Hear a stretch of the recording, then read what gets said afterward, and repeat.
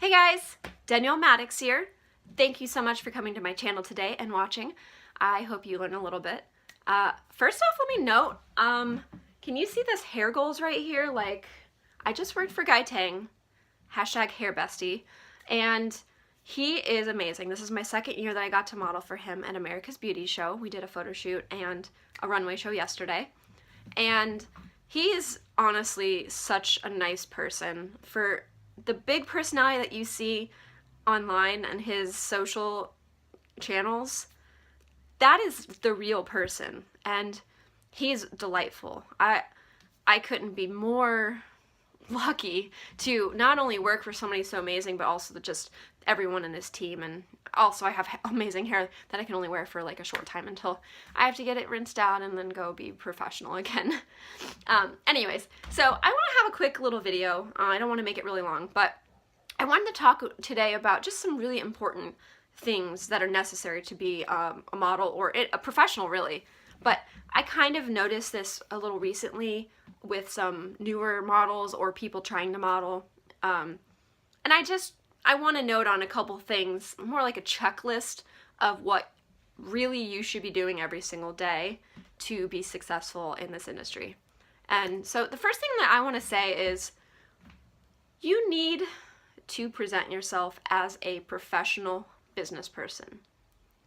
You might be a beautiful face, you might have the perfect model body, but if you don't look at this industry as a business, you're not going to go very far because it's just a hobby. If you approach it as a hobby, it is a hobby. If you approach it as a business and you market yourself as a business and you come to set as a business professional, people will remember that and they'll be like, I can count on Danielle because I know that she comes to set, she's professional, she's easy to work with, and she's nice, and she's good at what she does. I'm going to hire her again because I know that I can bring her in and we're not going to waste time.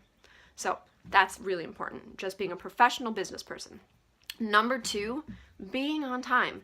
You think that that would be like a no-brainer, but I have been on multiple shoots, and some very recently, where I was 15 minutes early, 10 minutes early, as I like to be, and people were strolling in like 10, 15 minutes, 30 minutes later. And, you know, that's a poor reflection on not only you, but also your agent. And also the client is going to see that and they may not hire you again because you might have been gorgeous and awesome to work with, but you were late. And that looks bad. And they're going to remember that next year. Well, she was late. He was late. We can't rely on this person because what if we really need them? You know, we lost 30 minutes because they weren't here on time. And it was the first day. That if it's your first day on set with somebody that you've never worked with before and you're late, it's crazy. And it's not even like it happens. Sometimes we are late, right? There's variables and things that happen. But really bad when it's like consistently happening all the time. So be on time. Be on time and just be thankful that you have a job, because if you're late, then that means that somebody else could have been there on time and appreciated that they actually had a job. So leave early. Okay. Somebody else posted about this, but fingernails. Okay. If you show up to a job with your nails painted, black, red, any color, it's a no-no. Unless they ask you specifically to paint your nails a certain color, come with your nails nude, clean. You don't have to get a fancy manicure, but just keep them trimmed. Keep them clean. I think they're clean anyways. Anyways. But yeah, don't have chipped, gross nail polish on your fingers. If you're doing a shoot or you're doing a show, that's going to be distracting and it doesn't look good. Like, it makes you look lazy. So pay attention to those little details. It's really important. Just as important as like like care. I'm going to use that. I'm going to segue into that. Self-care is just as important. Having your nails good, making sure that your hair is clean when you arrive, unless it's noted to come with like a day-old dirty hair.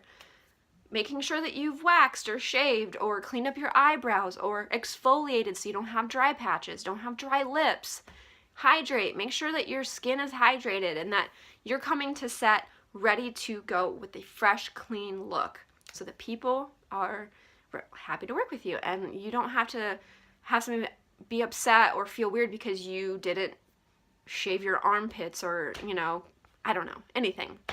So again, it should be obvious. You should already take care of yourself, but some people just don't think about it. Don't wear scented lotion that can transfer to clothing. Don't wear white deodorant that can transfer to clothing. You can ruin some garments. You can transfer that and make more work for other people, and just be considerate. That's a huge part of this. Just being considerate, being a professional. Being prepared. Having a model bag. Having your model bag that has your nude and black bra, your nude and black heels, fashion tape, pasties, maybe a backup makeup kit, like a unscented body oil. Having little things with you, your cell phone charger, a book.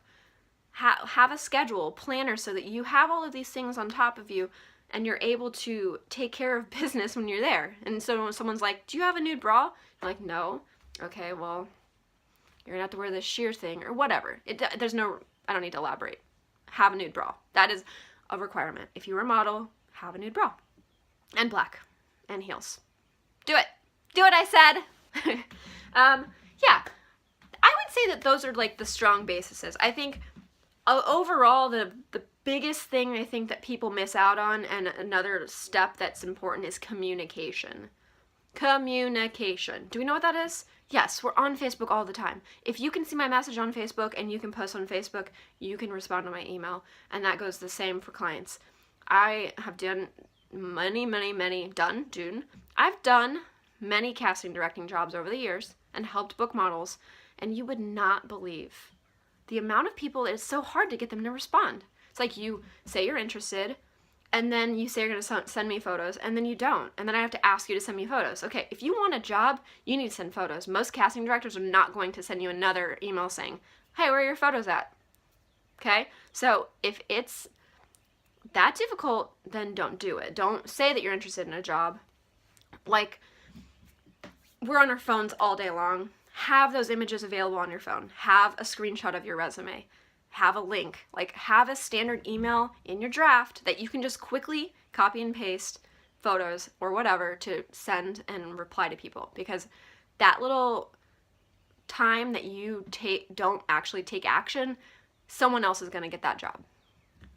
Or you're going to screw things up because you didn't respond to your agent. I mean, there's so many times my agent's like, hey, I need to know ASAP if you're available for a shoot tomorrow, or this or this. The client needs to know. If you don't respond to that like as soon as possible, that means that the other girls that are on that list might actually get booked because you didn't respond. So being constantly available and staying on top of communication is really important. So I don't need to elaborate that anymore. I think it's pretty obvious. If you want a job and you want to work, respond to your emails. Send your emails. Follow up properly. Don't sit here and say, oh, I'll do it later tonight when I get home. Unless you actually physically can't do it because you're working. I know you take breaks. You take the break to take like a selfie or check your Instagram or your Facebook. So take that second also to respond on email. And then, you know, if you don't do those things, then don't cry about why you're not booking anything. Because that's probably why, right? Maybe. Anyways, so I think I blabbed a lot longer than I said I would, but, you know, I think those are really important factors. So what do we go over? Number one, being a professional business person. This is a business. If you want to be successful, be a business-minded person. You will go much further. Probably out of order, but second, be on time. Don't be late. 15 minutes early is on time. On time is late. Easy. Self-care. Arrive to set with clean nails, clean hair, brush your teeth, put on clear, non-scented deodorant and lotion that's clear, oil, not lotion. Communication. Like, it's simple, guys. I probably missed one in there, and that's okay, because you get it.